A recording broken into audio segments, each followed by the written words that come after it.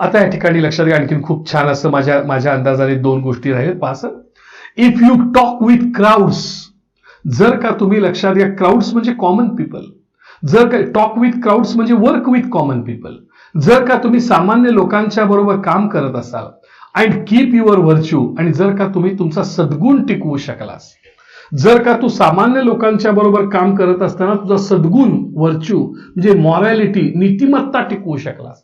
आता हे कसं तुम्हाला पटवून देऊ? आता बघा सर, तुम्ही गणेशोत्सव असतो का नाही, गणपतीमध्ये तुम्ही सार्वजनिक गणेशोत्सव बसवता का नाही, मग लोकांच्याकडनं वर्गणी गोळा करता का नाही? पण असं बरंच आपण ऐकतो की जे कार्यकर्ते आहेत ते लोकांच्याकडनं पैसे गोळा करतात आणि त्यातले काही पैसे घेऊन धाब्यावर जाऊन दारू पितात, जेवण मटण बिटन खातात. योग्य आहे हे? नाही योग्य, लक्षात घ्या. मग जेव्हा तुम्ही सामान्य माणसाबरोबर काम करत असता, क्राऊड्स, जेव्हा तुम्ही सामान्य माणसाबरोबर काम करता तेव्हा तुमचा सद्गुण टिकला पाहिजे. मी पूरग्रस्तांसाठी काम केलं, मी भूकंपग्रस्तांसाठी काम केलं, मी एड्सग्रस्तांसाठी आश्रम उभा केला, पण पब्लिकच्या पैशाला हात लावायचा नाही, किंवा ज्या पैशाला घामाचा वास नाही तो पैसा माझा नाही, ज्या पैशाला माझ्या घामाचा वास नाही तो पैसा माझा नाही. हे सद्गुण लक्षात घ्या, ही मॉरॅलिटी, ही नीतिमत्ता. भ्रष्टाचार करायचा तर संबंधच येत नाही. लक्षात घ्या, ज्या पैशाला घामाचा वास नाही तो पैसा माझा नाही. आणि ही नीतिमत्ता, हा सद्गुण जर का तुम्ही टिकवू शकलात सामान्य लोकांच्या बरोबर काम करत असताना, तरी सारी पृथ्वी तुमची होईल, पृथ्वीतली प्रत्येक गोष्ट तुमची होईल. आणि यापेक्षा अधिक हे की तुम्ही एक आदर्श मानव बनाल. आणखीन एक वाक्य आहे, ऑर वॉक विथ किंग्स, राजे महाराजे यांच्याबरोबर चालत असताना, nor lose the common touch, सामान्य लोकांचा तुम्ही संपर्क तोडला नाही पाहिजे. आता राजे महाराजे कुठे आहेत सांगा? आता नाहीत की राजे महाराजे. मग राजे महाराजे म्हणजे कोण? उच्च पदस्थ व्यक्ती, कलेक्टर, मिनिस्टर, बरोबर सर? ह्यांना आपण आता किंग्ज म्हणूया. कलेक्टर, मिनिस्टरची मोठी माणसं आहेत, बरोबर? लक्षात घ्या, हे एक्स्ट्राऑर्डिनरी पर्सन्स आहेत, असामान्य लोक आहेत. आणि असामान्य लोकांच्या बरोबर तुमची ओळख असेल, असामान्य लोकांच्या बरोबर तुम्ही काम करत असाल, if you work with extraordinary persons like ministers, like leaders, like Kings, राजे महाराजे, नेते मंत्री यांच्या बरोबर जर का तुम्ही काम करत असाल, उच्च पदस्थ व्यक्तींच्या बरोबर जर का तुम्ही काम करत असाल, तर त्यावेळेला you should not avoid the interact with common people. तर तुम्ही सामान्य लोकांच्या बरोबर या ठिकाणी संवाद करायचं टाळलं नाही पाहिजे. मी लय मोठा आहे, माझ्या मंत्र्याबरोबर संबंध आहे असं म्हणायचं नाही. तुम्ही सामान्य लोकांच्या बरोबर तुमचा संबंध टाळला नाही पाहिजे. आणि जर तो असं केलाच, लक्षात घ्या, बरोबर, जर तो असं केला, तुम्ही आता बघितलं, लक्षात घ्या की मी माझे संबंध अनेक मंत्र्यांच्या बरोबर आहेत, अनेक माझे विद्यार्थी कलेक्टर आहेत, अनेक माझे विद्यार्थी डेप्युटी कलेक्टर आहेत, अनेक माझे विद्यार्थी लक्षात घ्या परदेशामध्ये आहेत, बरोबर ना? आणि लक्षात घ्या, मी बोलवल्यानंतर अजूनही माझं काम लक्षात घ्या करतात. मंत्री महोदयांच्या मध्ये लक्षात घ्या, अनेक वेळेला मी गेलो की सगळ्यांना बाजूला ठेवून मला बोलवतात. लक्षात घ्या, मी माझ्या वयाच्या लक्षात घ्या 18व्या वर्षी मी मुख्यमंत्री वसंतदादा पाटीलना एकटा जाऊन मुख्यमंत्र्यांच्या वर्षा बंगल्यावर जाऊन भेटलेलो होतो. तेव्हापासून वयाच्या 18व्या वर्षापासून लक्षात घ्या, माझे वडील वगैरे वारलेले होते, माझा भाऊ मिलिटरीमध्ये होता, मला कुणाचंही पाठबळ नव्हतं, पण मी एकटा वर्षा बंगल्यावर जाऊन या ठिकाणी मुख्यमंत्री वसंतदादा पाटीलना त्यावेळेला भेटलो होतो इन द इयर 1984. म्हणजे अशा उच्च लोकांच्या बरोबर काम करत असताना, मंत्री महोदय मंत्र्यांच्या बरोबर काम करत असताना, कलेक्टरांच्या बरोबर काम करत असताना, सामान्य माणसांच्या बरोबर तुम्ही संपर्क तोडला नाही पाहिजे. सामान्य माणसात जर का तुम्ही मिसळू शकलात, सामान्य लोकांच्यात तुम्ही मिसळू शकलात, सामान्य लोकांची दुःख समजावून घेऊ शकलात, तर युअर्स इज द अर्थ, तरी सारी पृथ्वी तुमची असेल. And everything that's in it, या पृथ्वीतली प्रत्येक गोष्ट तुमची असेल. आणि यापेक्षा अधिक हे की तुम्ही लक्षात घ्या आदर्श व्यक्ती बना. मला मुलांनो, एक गोष्ट जी माझ्या आयुष्यात जमली नाही ती इथं आहे, लक्षात घ्या. इथे ही जमली नाही मला, लक्षात घ्या. मी ट्राय करतोय पण नाही जमली मला, मी ह्यात यशस्वी झालो नाही. ती काय आहे? If neither foes nor loving friends can hurt you. तुमचं असं वागणं पाहिजे, तुमचं असं वागणं पाहिजे की तुमचा शत्रूच काय पण तुमचा मित्र सुद्धा तुम्हाला दुखावू शकला नाही पाहिजे. तुमचा मित्रच काय, पण तुमचा शत्रू सुद्धा तुम्हाला दुखावू शकला नाही पाहिजे. तुमचं वागणं असं साधं पाहिजे, भडक नसलं पाहिजे. तुम्ही तुमच्या ऐश्वर्याचा, तुम्ही तुमच्या बुद्धिमत्तेचा, तुम्ही तुमच्या संपत्तीचा, जेव्हा लक्षात घ्या या ठिकाणी तुमच्या बुद्धिमत्तेचा, तुमच्या बुद्धी चातुर्याचा जेव्हा लक्षात घ्या गवगवा होतो, तेव्हा काही लोक तुमच्यावर जळतात, काही लोक तुमच्याविषयी जिलस होतात, तुमचा हेवा करतात, तेव्हा ते तुम्हाला खेचण्याचा प्रयत्न करतात, ते दुखावतात, तुमच्याविषयी अपशब्द बोलतात. बरोबर. खरं तर आपण काय केलं पाहिजे? महात्मा गांधींच्या सारखं. महात्मा गांधीजी बुद्धिमान होते की नाही? हो, प्रचंड बुद्धिमान होते, बॅरिस्टर होते यार. चेष्टा आहे काय? पण राहत कसे होते? अगदी गरीबातल्या गरीबासारखं, एक साध्या पंचावर, उघडं अंग. त्यांच्याकडे लक्षात घ्या, पंडित जवाहरलाल नेहरूंच्या पंतप्रधानापासून अगदी सामान्यातल्या भिकारी माणूस त्यांना जाऊन भेटू शकत होता. लक्षात घ्या. बरोबर. आणि लक्षात घ्या, असं म्हणजे शत्रूच काय, पण प्रेमळ मित्र. तुमचं वागणं असं पाहिजे, तुमचं वागणं असं पाहिजे की लक्षात घ्या, शत्रू सुद्धा तुम्हाला दुखावता कामा नये. टू हर्ट म्हणजे काय? To make you unhappy. तुम्हाला तुमचा मित्रच काय, पण तुमचा शत्रू सुद्धा तुम्हाला दुखावू शकला नाही पाहिजे, असं तुमचं वागणं पाहिजे. मी प्रयत्न करतोय मुलांना, मला ह्यात नाही यश मिळालं. बरोबर ना? बऱ्याचशाच वेळेला माझ्या मित्रांनी मला दुखावले, असं घडलंय, पण ह्याला दोषी मीच आहे. का सांगा? कारण माझं वागणं कसं पाहिजे? माझं वागणं असं पाहिजे, माझा शत्रूच काय, पण माझा प्रेमळ मित्र सुद्धा माझ्यावर, माझा मित्रच काय, पण माझा शत्रू सुद्धा माझ्यावर प्रेम केला पाहिजे, त्यानं मला दुखावलं नाही पाहिजे, असं माझं वागणं असलं पाहिजे.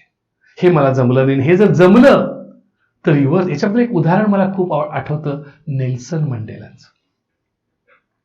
नेल्सन मंडेला 27 वर्ष आफ्रिकेच्या तुरुंगामध्ये होते आणि तुरुंगातून बाहेर आल्यानंतर जेव्हा ते राष्ट्रपती बनले, तेव्हा जे तुरुंगातले अधिकारी होते, जे इंग्रज होते, ते खूप घाबरले होते. माणूस मला कसा करतोय, आम्हाला आता काय वागवतोय, काय करतोय, आम्हाला शिक्षा देणार, काहीतरी करणार. राष्ट्रपती झाला आफ्रिकेचा.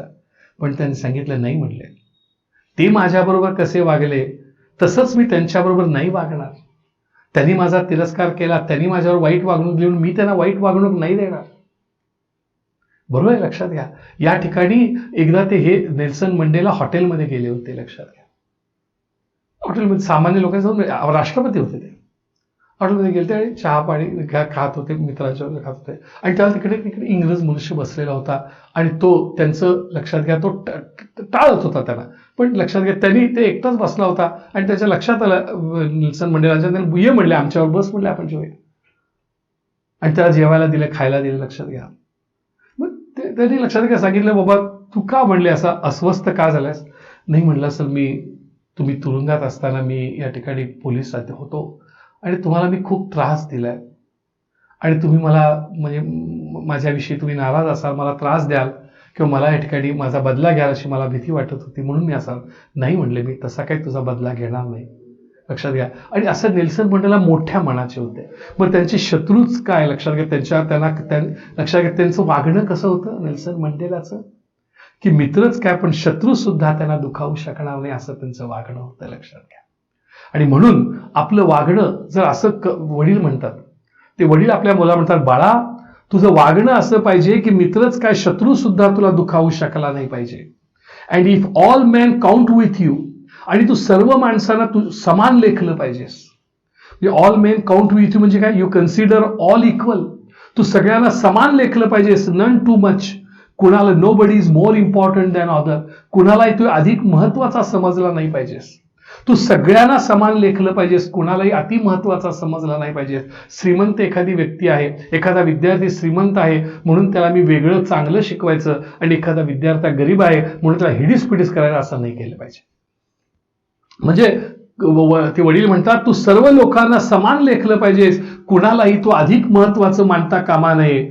असं जर का तू वागलास, आणि जर का तुझं वागणं असं असेल की प्रेमळ मित्रच काय, पण शत्रू सुद्धा तुला दुखावू शकला नाही पाहिजे, असं जर का तुझं वागणं असेल, तर लक्षात घ्या, युअर्स इज द अर्थ, ही सारी पृथ्वी तुझी बनेल, and everything that's in it, या पृथ्वीतली प्रत्येक गोष्ट तुझी बनेल, अँड विच इज अ मोर, आणि यापेक्षा अधिक हे की you will be a man my son, माझ्या पोरा तू एक आदर्श व्यक्ती बनशील. आता हे शेवटचं आहे बघा sir, last. If you can feel the unforgiving minute, म्हणजे तू जर प्रत्येक मिनिट जो आहे तो जर तू वाया घालवला नाहीस, प्रत्येक मिनिट जर का तू प्रत्येक मिनिट जर का वाया घालवलं नाहीस, आणि जर तू भरू शकलास with 60 seconds worth of distance run. Worth of distance run म्हणजे काय? चांगलं काम करून, for the welfare of others, इतरांच्या कल्याणासाठी, इतरांच्या कुणाचंही वाईट करण्यासाठी एक मिनिट सुद्धा वापरायचा नाही, कुणाचंही वाईट करण्यासाठी एकही मिनिट वापरायचं नाही. 60 सेकंदाचा एक मिनिट सुद्धा वापरायचं नाही, एक सेकंद सुद्धा कुणाचं वाईट करण्यासाठी वापरला नाहीस. जर या ठिकाणी 60 सेकंदाचा प्रत्येक मिनिट जर तू इतरांच्या कल्याणासाठी जर का तू वापरू शकलास, तर युअर्स इज द अर्थ, ही सारी पृथ्वी तुझी बनेल, and everything that's in it, ह्यातली प्रत्येक गोष्ट तुझी बनेल, अँड विच इज अ मोर, आणि यापेक्षा अधिक हे की you will be man my son, माझ्या पोरा तू एक आदर्श व्यक्ती बनशील. काय सांगितलं मुलांना इथे? काय सांगितलं की या ठिकाणी 60 सेकंदाचा प्रत्येक मिनिट, 60 सेकंदाचा प्रत्येक मिनिट लक्षात घ्या, जर का तू इतरांच्या कल्याणासाठी जर का तू वापरू शकलास, तर ही सारी पृथ्वी तुझी बनेल, ह्या पृथ्वीतली प्रत्येक गोष्ट तुझी होईल, and which is a more you will be a man my son, आणि यापेक्षा अधिक हे की माझ्या मुला तू एक लक्षात घ्या आदर्श मानव बनशील. ह्या सगळ्या ज्या गोष्टी आहेत मुलांनो, ह्या सगळ्या गोष्टी आपण बघणार आहोत, आणि ह्याच्या सगळ्याचा सिंपल इंग्लिशमध्ये मी करणार आहे, आणि सिंपल इंग्लिशमध्ये तुम्हाला सांगणार आहे. ह्या कवितेमध्ये जे जे अलंकार वापरले त्याच्याविषयी बोलणार आहे, ह्या कवितेमधल्या रायमिंग वर्ड्स विषयी बोलणार आहे, राईम स्कीम विषयी बोलणार आहे, आणि सगळं तुमच्यासाठी सोप्या इंग्लिशमध्ये समजावून सांगणार आहे. बरोबर आहे? ते आणखीन दुसऱ्या व्हिडिओमध्ये आपण बघू. आपण इथे ह्या पहिला व्हिडिओ आपण इथं थांबवतोय. दुसऱ्या व्हिडिओमध्ये आपण ह्या कवितेचे अलंकार, अलंकारिक भाषा, सिंपल लँग्वेज, हे सगळं आपण राईम स्कीम आपण बघणार आहोत. Friends, now we are going to see the poetic devices, that is figure of speech in this poem. या कवितेमध्ये असणारे जे अलंकार आहेत ते आपण बघतो आहोत. जेवढे जास्त अलंकार तेवढी कविता जास्त भारी. बरोबर आहे ना? मीनिंग तर पॉवरफुल आहेच, पण त्याचबरोबर लक्षात घ्या आपण बघतोय की यात figure of speech, that is poetic devices किती आहेत. तर पहिल्या स्टार्टलाच अँटिथेसिस आहे बघा. अँटिथेसिस म्हणजे विरुद्ध शब्द असलेली विधानं, म्हणजे opposite ideas keep one's head and lose one's head are placed side by side for greater effect. जर आपण इथं बघितलं तर जे अपोजिट आयडियाज आहेत लक्षात घ्या, तर अपोजिट आयडियाज परस्पर विरुद्ध असणारे जे शब्द आहेत ते म्हणजे डोकं शांत ठेवणे आणि रागावणे. इथे आहे बघा सर, कीप युअर हेड म्हणजे keep one's head, losing theirs च्या पुढे हेड आहे, लुझिंग देअर्स हेड्स जे lose one's head, keep one's head आणि लूज वन्स हेड हे परस्पर डोकं शांत ठेवणे आणि रागावणे, हे दोन परस्पर विरुद्ध अर्थाच्या ज्या काही शब्द आहेत, कल्पना आहेत, त्या जवळजवळ ठेवलेल्या आहेत एक चांगला परिणाम होण्यासाठी. तर अशा प्रकारे इथं अँटिथेसिस आपल्याला दिसून येतं. आणखीन एक या ठिकाणी अँटिथेसिस आहे बघा, अपोजिट वर्ड्स ट्रस्ट आणि डाऊट. ट्रस्ट म्हणजे विश्वास ठेवणे आणि डाऊट म्हणजे संशय घेणे, म्हणजे दोन परस्पर विरुद्ध अर्थाचे शब्द जवळ ठेवलेले आहेत एक चांगला परिणाम होण्यासाठी. तर अशा प्रकारे आपण इथं बघितलं की अँटिथेसिस हा अलंकार या ठिकाणी वापरलेला आहे. आणखीन एक इथं आपण बघत असू बघा सर, सब्जेक्ट आणि वन्स वरचे शब्द दिलेले आहेत थोडं ग्रामॅटिकल मध्ये. तर इथं काय दिलंय, टू कीप वन्स हेड. मग तुम्ही म्हणाल सर वन्स का वापरलं? युअरच्या ऐवजी मी वन्स वापरलं, युअरच्या ऐवजी मी वन्स वापरलं. कर्ता यू आहे म्हणून वन्सच्या ऐवजी युअर. सर कर्ता आय असता तर वन्स ऐवजी माय, कर्ता वी असेल तर वन्स ऐवजी अवर, कर्ता यू असेल तर वन्स ऐवजी युअर, जसं इथं आहे कर्ता यू आहे म्हणून वन्स ऐवजी युअर. कर्ता ही असेल तर वन्सच्या ऐवजी हीज, कर्ता शी असेल तर वन्स ऐवजी हर, कर्ता इट असेल तर वन्सच्या ऐवजी इट्स, अपॉस्ट्रफी नाही, आणि कर्ता दे असेल तर वन्सच्या ऐवजी देअर. स्पेलिंग आहे THEIR, THERE नाही. तर ह्या बारीक सारीक गोष्टी ज्या आहेत इथं करता कसा असेल त्याच्यावर ते अवलंबून आहे. उदाहरणार्थ आपण म्हणलं he can keep his head, इथं ही आलं तर इथं हिज येईल. शी कॅन कीप हर हेड, ती तिचं डोकं शांत ठेवेल. म्हणजे अशा प्रकारे इथं वन्सच्या ऐवजी बदल होतो कर्त्यानुसार. ते एक तुम्हाला शिकवता यावं म्हणून मी या ठिकाणी तो वन्सच्या ऐवजी येणारे शब्द इथं घेतले. आणखीन एक खूप छान अलंकार इथे आहे असं मला वाटतं, लक्षात घ्या. तो आहे anaphora. The group of words, म्हणजे इफ यू कॅन, हा जो ग्रुप ऑफ वर्ड्स आहे तिथे बघा sir, if you can, if you can, if you can, असे इफ यू कॅन हे सगळे बघा sir. The group of words if you can are repeated at the beginning of several lines.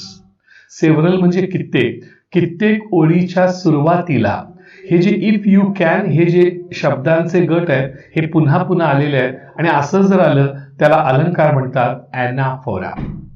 तर हे खूप महत्वाचा अलंकार आहे. या कवितेमध्ये थ्रूआउट द पोएम तुम्हाला हा अलंकार या ठिकाणी दिसून येतो. हे खूपच महत्वाचं आहे म्हणून मी याला इथे अशी चौकट केलेली आहे, लक्षात घ्या सर. पुन्हा आपण अलंकार बघतो आहोत sir, repetition.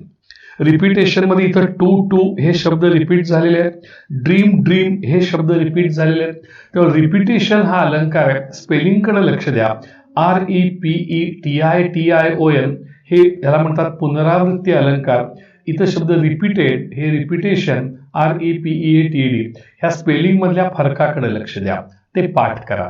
Repetition, words are repeated pleasingly. इथं टू हा शब्द रिपीट आहे, ड्रीम हा शब्द रिपीट आहे, लक्षात घ्या. आपण आणखीन पुढे बघू शकतो पर्सॉनिफिकेशन, म्हणजे लक्षात घ्या व्यक्तिवाचक अलंकार. इथं हा जो ट्रायम्फ हा शब्द आहे म्हणजे जय, डिझास्टर म्हणजे पराजय, ट्रायम्फ आणि जय पराजय, इथं हा अलंकार सर अँटिथेसिस आहेच. अँटिथेसिस हा अलंकार इथे आहेच, लक्षात घ्या. विरुद्ध अर्थाचे शब्द आहेत, पण त्याच्याऐवजी हा आणखीन एक इथं अलंकार आहे पर्सॉनिफिकेशन. तर ट्रायम्फ आणि डिझास्टर ह्याला लबाड फसवे असं म्हटलेलं आहे. आता फसवं कोण असतं? माणूस असतं, माणूस फसवतो दुसऱ्याला. पण इथं फसवे कोणाला म्हणले? ट्रायम्फ आणि डिझास्टरला, जय आणि पराजयला. म्हणजे जय आणि पराजय याला फसवे असण्याचा मानवी गुण देण्यात आलेला आहे. Triumph and disaster are given human quality of being impostors. म्हणजे फसवे असणं हा मानवी गुण जो आहे तो ट्रायम्फ आणि डिझास्टर, जय आणि पराजय यांना देण्यात आलेला आहे. म्हणून इथं अलंकार आहे पर्सॉनिफिकेशन. इथं अलंकार अँटिथेसिस आहेच, लक्षात घ्या. हा पुढं triumph and disaster are given human quality of, लक्षात घ्या, मीटिंग. त्याने असं म्हटलंय if you can meet with. लक्षात घ्या, जर तुम्ही भेटलात, लक्षात घ्या, कुणाला भेटणे. आता तुम्ही त्याला भेटलात, जय पराजयाला भेटलात, का जय पराजय तुम्हाला भेटला, म्हणजे दोघं एकमेकाला भेटले. भेटणे हा शब्द व्यक्तीसाठी असतो, व्यक्ती भेटते, लक्षात घ्या सर. पण इथं तुम्हाला कोण भेटले? ट्रायम्फ भेटले. म्हणजे ट्रायम्फला व्यक्तीसारखं भेटण्याचा गुण देण्यात आलेला आहे. तर ट्रायम्फ आणि डिझास्टर, जय आणि पराजय, are given the human quality of meeting, भेट घेणे हा मानवी गुण हा जय पराजय यांना या ठिकाणी देण्यात आलेला आहे, लक्षात घ्या. तर आपण इथं ह्या काही पर्सॉनिफिकेशन बघितलं. इथं एलिट्रेशन, त्याला अनुप्रास अलंकार म्हणतात. चंदू की चाचाने चंदू की चाची को चांदी के चम्मच से चटणी चटाई च च च. तसं इथं बघा सर, विथ मध्ये डब्ल्यू आहे, वॉर्न मध्ये डब्ल्यू आहे. एलिट्रेशन अलंकार, the sound of W is repeated pleasingly. हा डब्ल्यू असा साऊंड जर आला तर त्याला रिपीट एलिट्रेशन अलंकार असं या ठिकाणी म्हणतात. इथं अँटिथेसिस हा अलंकार आहे. फोज म्हणजे शत्रू आणि फ्रेंड्स म्हणजे मित्र. Opposite words foes and friends are placed side by side for greater effect. विरुद्ध अर्थी शब्द आहेत आणि विरुद्ध अर्थी शब्द जे आहेत ते एकत्र मांडलेले आहेत, त्याला अलंकार अँटिथेसिस असं म्हणतात. हा खूप महत्वाचा अलंकार आहे ज्याला आपण टॉटॉलॉजी म्हणतो. टॉटॉलॉजी म्हणजेच काय, लक्षात घ्या की एकच अर्थ सांगायचा आहे पण तो वेगवेगळ्या शब्दांनी सांगायचा. इथं म्हणलं युअर्स इज द अर्थ, सारी पृथ्वी तुझी आहे, सारी पृथ्वी तुझी आहे. And everything that's in it, आणि पृथ्वीतली प्रत्येक गोष्ट तुझी आहे. म्हणजे काय, सारी पृथ्वी तुझी आहे म्हणजे आलंच की ते, सारी पृथ्वी तुझी आहे असं म्हणलं काय आणि पृथ्वीतली प्रत्येक गोष्ट तुझी आहे म्हणलं काय, काय फरक पडला? दोघाचा अर्थ एकच. म्हणजे एकच गोष्ट सांगण्यासाठी दोन वेगवेगळ्या शब्दांचा शब्दप्रयोगचा उपयोग केलेला आहे असं जर असेल त्याला टॉटॉलॉजी म्हणतात. म्हणजे two group of words are used having the same meaning. दोन लक्षात घ्या शब्दांच्या गटाचा वापर केलेला आहे ज्याचा अर्थ एकसारखा आहे. युअर्स इज द अर्थ, सारी पृथ्वी तुझी आहे.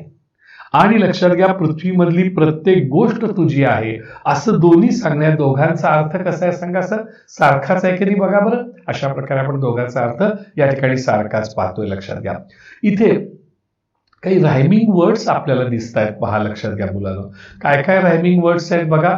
तर इथं असं आपल्याला दिसतंय की यू आणि यू. लक्षात घ्या इथे यू आणि यू इथे रायमिंग वर्ड्स दिसत आहेत आणि इथे यू आणि टू दिसत आहेत. इथं वरती लिहून ठेवलेत पहा मी इथं यू आणि टू असे. इथं तुम्हाला ए ए ए अशा प्रकारचं लक्षात घ्या. स्टांजा फर्स्ट मध्ये ही राईम स्कीम आहे ए ए.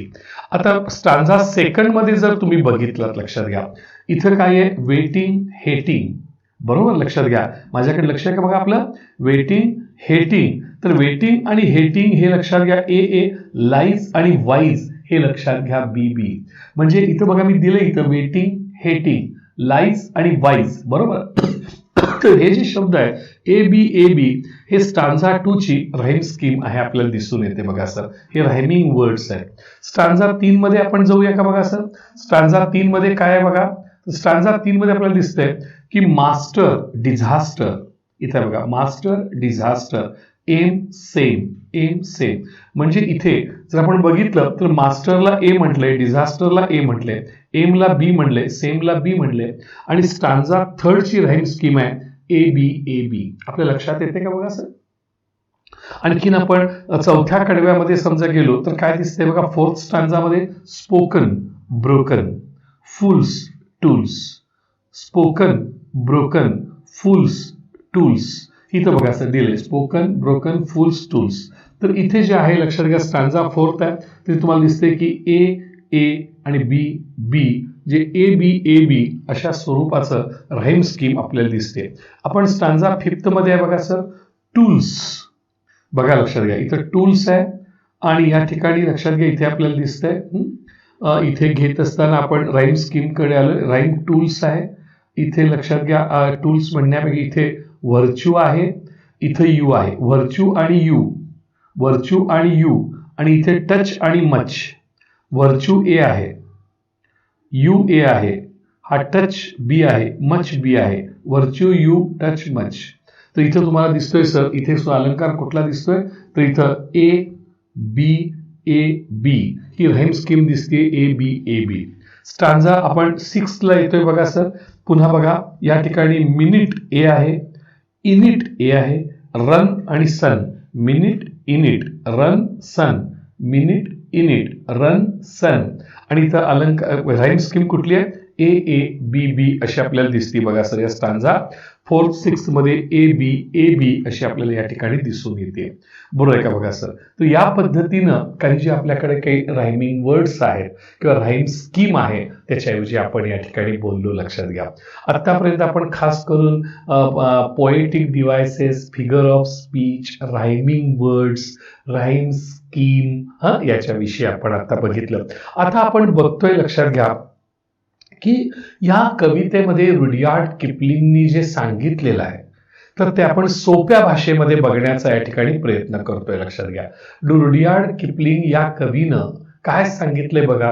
तर तो म्हणा की to be a perfect human being. जर तुम्हाला परिपूर्ण व्यक्ती बनायचं असेल, तर तुम्हाला काय काय करायला पाहिजे? तर एकूण तुम्हाला लक्षात घ्या इथं 11 गोष्टी करायला पाहिजे आहेत. लक्षात घ्या परिपूर्ण व्यक्ती बनण्यासाठी. पण त्या काय काय बघायला पाहिजे बघूया आपण. We should remain calm when others get angry and blame us. आपण लक्षात घ्या शांत राहिलं पाहिजे जेव्हा इतर लोक आपल्यावर रागावलेले असतात आणि आपल्याला दोष देत असतात. आपण शांत राहिलं पाहिजे. रिमेन काम शांत राहणे. वेन अदर्स गेट अँग्री जेव्हा इतर लोक रागावलेले असतात अँड ब्लेम अस आपल्याला दोष देत असतात. We should trust our self when others doubt us. जेव्हा इतर लोक आपल्यावर संशय घेत असतात तेव्हा आपण आपल्या स्वतःवर विश्वास ठेवला पाहिजे. 3. We should wait for justice. आपण न्यायाची वाट पाहिली पाहिजे. And we should not get tired of waiting. आणि वाट बघण्यानं आपण थकलो नाही पाहिजे. बरोबर. वी सत्यमेव जयते. सत्याचा विजय होणार पण थोडा वेळ लागतो. We should not speak lies about others when other lie about us. जेव्हा इतर लोक आपल्याविषयी खोटं बोलतात, जेव्हा इतर लोक आपल्याविषयी खोटं बोलतात, तेव्हा आपण इतरांच्या विषयी खोटं बोललं नाही पाहिजे. We should not hate others when others hate us. जेव्हा इतर लोक आपला तिरस्कार करतात, तेव्हा आपण इतरांचा तिरस्कार केला नाही पाहिजे. We should think that we are good and we should not show off our knowledge. लक्षात घ्या, वी शुड नॉट, इथे आपल्याला जे म्हणायचं आहे लक्षात घ्या, इथे तर वी शुड नॉट असं पाहिजे आपल्या इथं. तर काय आलं बघा sir, we should not think that we are good. आपण खूप चांगले आहोत असा आपण विचार नाही केला पाहिजे. आणि we should not show off our knowledge. आणि आपण आपल्या ज्ञानाचा देखावा करता कामा नये. बरोबर ना. आपण मी लई शाणा आहे असा दंडोरा पिटायचा नाही. बरोबर आहे की नाही. एवढं चांगलं वागून सुद्धा we should not think that we are good. मी किती चांगलं वागलो, लक्षात घ्या, मी खूप चांगला आहे असं म्हणायचं नाही. बरं का लक्षात. Or we should not show off our knowledge. किंवा आपण आपल्या ज्ञानाचा देखावा करायचा नाही. We should see dreams. आपण स्वप्न पाहिली पाहिजेत, लक्षात घ्या. But we should not commit suicide if our dreams do not come to truth. जर आपली स्वप्न साकार झाली नाही तर आपण, लक्षात घ्या, आत्महत्या करायची नाही निराश होऊन. कळलं की नाही. स्वप्न जरूर बघायची. आपण स्वप्न पाहिली पाहिजेत, पण त्या स्वप्नांचं गुलाम व्हायचं नाही. म्हणजे काय, जर ती स्वप्न खरी झाली नाहीत, जर ती स्वप्ने अस्तित्वात आली नाहीत, तर आपण आत्महत्या करायची नाही, निराश व्हायचं नाही. We should think about our goals. आपण आपल्या उद्दिष्टाविषयी, एम विषयी विचार केला पाहिजे. But if we do not achieve our goal. पण जर का आपलं उद्दिष्ट प्राप्त झालं नाही तर we should not commit suicide. तर आपण निराश होऊन आत्महत्या करायची नाही. बरोबर आहे, लक्षात घ्या. We should consider success and defeat equal. यश आणि अपयश, बरोबर आहे, लक्षात घ्या, जय आणि पराजय, सुख आणि दुःख यांना आपण समान मानलं पाहिजे. बरोबर. सुख झालं म्हणून लय उड्या मारायचं नाही, दुःख झालं म्हणून रडत बसायचं नाही, जे जिंकलो म्हणून लय उड्या मारायचं नाही, हारलो म्हणून रडत बसायचं नाही. कळलं का नाही. जय आणि पराजय ह्या दोघांना आपण समान मानलं पाहिजे. If dishonest people spread misunderstanding about us by changing the meaning of the truth we have spoken. आपण बोललेल्या सत्य गोष्टीचा एक वेगळा अर्थ करून जर सांगितला असेल अप्रामाणिक लोकांनी आपल्याविषयी गैरसमज पसरवण्यासाठी आपण बोललेल्या सत्य गोष्टींचा वेगळा अर्थ करून सांगितला असेल तर we should tolerate that untruth. तर ती जी अनट्रूथ आहे, ती जी खोटी गोष्ट आहे, ती आपण सहन केली पाहिजे. त्याची आपण सहनशीलतेनं ऐकली पाहिजे. रागवायचं नाही. If our life creations are destroyed. Life creations म्हणजे आपण जीवनभर कष्ट करून जी निर्मिती केलेली आहे, आपण जी जीवनभर, लक्षात घ्या, आपण जी जीवनभर या ठिकाणी कष्ट करून जी निर्मिती केली, लक्षात का बघा माझ्याकडे आपलं. इफ अवर लाईफ क्रिएशन्स, जीवनभर, लक्षात घ्या, कष्ट करून जी आपण निर्मिती केलेली आहे ती जर उद्ध्वस्त झाली, डिस्ट्रॉइड, ती जर उद्ध्वस्त झाली, तर we should have courage to rebuild them with remaining material. तर आपल्याकडे, लक्षात घ्या, शिल्लक राहिलेल्या साहित्यानिशी पुनर्बांधणी करण्याचं धाडस आपल्याकडे असलं पाहिजे. ज्या गोष्टीसाठी, ज्या आपल्या क्रिएशन्स आहेत, आपला उद्योग आहे, बरोबर ना, आपला उद्योग आहे, त्यासाठी आपण आयुष्य खर्च केलं, लाईफ क्रिएशन्स म्हणतात त्याला. म्हणजे जो उद्योग निर्माण करण्यासाठी आपण आयुष्य उभं केलं, तो जर का डिस्ट्रॉइड झाला, उद्ध्वस्त झाला, तर वी शुड हॅव करेज, आपल्याकडे ते धाडस पाहिजे to rebuild them with remaining material. जे शिल्लक राहिलेलं साहित्य आहे त्याविषयी त्याची पुनर्बांधणी करण्याचं धाडस आपल्याकडे असलं पाहिजे. हा खूप महत्वाचा सेंटेन्स आहे. इफ यू बिहेव लाईक दिस, ह्या 11 प्रमाणे 11 ज्या काही रूल्स आहेत, ह्याप्रमाणे जर का आपण वागलो तर people through out the world, तर सगळ्या जगभरातले जे लोक आहेत विल रिस्पेक्ट अस, आपला आदर करतील, and we will become an ideal person, आणि आपण एक आदर्श व्यक्ती बनू. जर अख्ख्या जगाने आपला आदर करायचा असेल तर आपण कसं वागलं पाहिजे?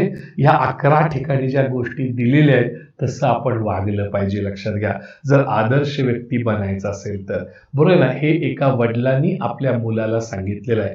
प्रत्येक आई वडिलांना असं वाटत असतं की आपला मुलगा हा आदर्श बनावा, आपला मुलगा हा चांगला बनावा, आणि म्हणून लक्षात घ्या, या ठिकाणी वडिलांनी आपल्या मुलांना आदर्श व्यक्ती बनण्यासाठी काय केलं पाहिजे ते ह्या 11 गोष्टीमध्ये त्यांनी सांगण्याचा प्रयत्न केलेला आहे.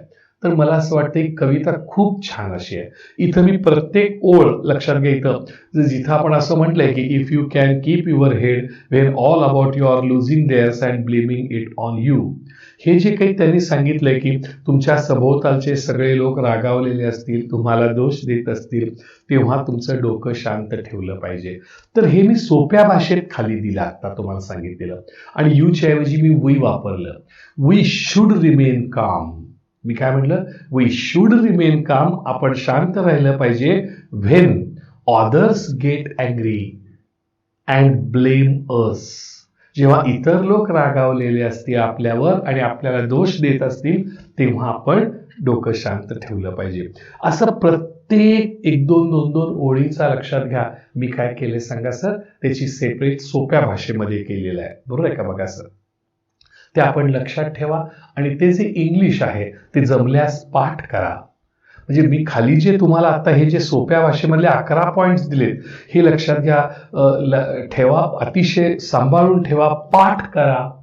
ह्याला कारण असं की याचा उपयोग तुम्हाला एखाद्या स्पीचमध्ये होईल, भाषणामध्ये, एखाद्या एसेमध्ये होईल, निबंधामध्ये, मराठी विषयात सुद्धा होईल. कारण हे जर तुम्हाला समजलेलं असेल तर मराठीमध्ये एखादा निबंध लिहित असताना, मराठीमध्ये एखादा आर्टिकल लिहित असताना याचा तुम्हाला उपयोग होईल. तुमचं एखादं मॅगॅझिन निघत असतं शाळेचं, तर त्या मॅगॅझिनमध्ये ह्याचा तुम्हाला उपयोग होईल. बरोबर आहे ना? की माणसानं आदर्श कसं बनलं पाहिजे, त्यासाठी कसं वागलं पाहिजे. त्यामुळे हे जे 11 पॉइंट्स आहेत इझी लँग्वेज मधले ते आपण लक्षात ठेवावे आणि निश्चितपणाने ते पाठ करावे, ज्याचा उपयोग तुमच्या लिखाणामध्ये, तुमच्या अभ्यासामध्ये तर होईल, पण त्याचबरोबर लक्षात घ्या तुमच्या जीवनामध्ये होईल. मी आपल्याला एवढंच सांगेन मुलांनो, इंग्रजी भाषेमध्ये किंवा कोणत्याही भाषेमध्ये माणसाला घडवण्याची ताकद आहे, जसा मी घडलो तसा. आणि म्हणून मी हे तुम्हाला सांगेन की हे 11 पॉइंट्स तुम्ही चांगले लिहून ठेवा आणि ते एका भिंतीवरती ठेवा. भिंतीवरती लक्षात घ्या कागद चिटकवा, आणि नुसतं 10वी करता नाही तर 11वी असो, 12वी असो, पुढं कॉलेजमध्ये, पुढं जीवनामध्ये, तुमचं लग्न झाल्यानंतर सुद्धा हे तुम्हाला प्रत्येक वेळी तुम्हाला हे लागणार आहे, प्रत्येक अडचणीच्या वेळी तुम्हाला लागणार आहे. लक्षात घ्या की तुम्ही आयुष्यात कसं वागायचं आदर्श व्यक्ती बनण्यासाठी. त्यामुळं तुमच्या हातून चुका होणार नाहीत आणि निश्चितपणे तुम्ही आज या ठिकाणी आदर्श व्यक्ती बनण्याचा प्रयत्न करू शकाल. मी आशा करतो की ही कविता केवळ तुम्ही अभ्यासासाठी 10 मार्कासाठी 4 मार्कासाठी अभ्यासणार नाही, तर जीवनामध्ये बदल घडवून येण्यासाठी, तुमचं जीवन घडवण्यासाठी तुम्ही ह्या कवितेचा वापर कराल अशी मी आशा बाळगतो आणि थांबतो. धन्यवाद.